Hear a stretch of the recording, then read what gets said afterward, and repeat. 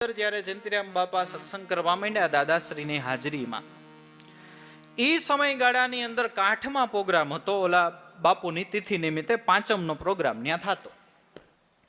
એટલે દેવારામ બાપાના અમારા અહીંથી વાઘાભાઈ તબલચીન બપોરે માલવાણ આપણે શું નામ લક્ષ્મણ બાપા ત્યાં જમીન બપોર પછી કાંઠમાં ગયા. થોડીક વાર થઈ એટલે લાભુદાદા ને ભલારામ બાપા આવ્યા. કુદરતી દેવારામ બાપા ભાવ વિભોર થઈ ગયા, દાદાને પગે લાગવા ગયા ને એટલે દાદાને કે દાદા તમારી દયાથી જો બધો આનંદ થઈ ગયો અને મને એટલો સંતોષ છે કે હવે આ મારું શરીર આજ પડી જાય ને તો એવું મને વાંધો નથી. દાદા કે હા દેવજીભાઈ આવું કેમ બોલો છો? કે દાદા હું તમને એમ કહું છું કે મારો છોકરો જયંતી તમારી હાજરીમાં આજે આ બોલવા માંડ્યો ને એનો મને એટલો સંતોષ થયો ને. મારી ગુરુ મહારાજ પાસે માંગણી હતી કે અમારી આ પરંપરા ટકી રહે ને. માચિયાડા વાળા મગનભાઈ છે ને, આપણે એને ઓળખો ને તમે, એ બાજુ ઊભા હતા.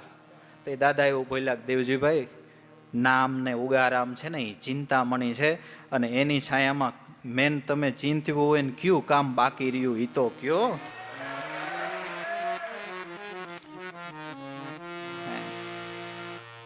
કયું કામ બાકી રહ્યું હોય એ તો કયો. અને બધા નજરો નજરના પ્રમાણ દેખાય ને એને માણા માંગ્યા માણા દીધા જ નહીં તો પછી આપણે સેવાય કરવી પડે કે ન કરવી પડે?